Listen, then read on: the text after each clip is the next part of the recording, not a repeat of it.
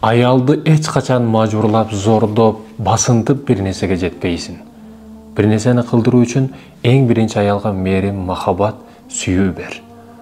Эгер ушул үч нерсени бере алсаң, аял киши айттырбай сен каалаган нерселерди орундатат. Сен аны сезбей дагы каласың.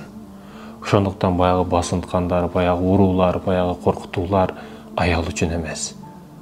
Аял кыйш кабыргаңан жаратылган. Аны түздөймүн деп дагы бүгөсүн.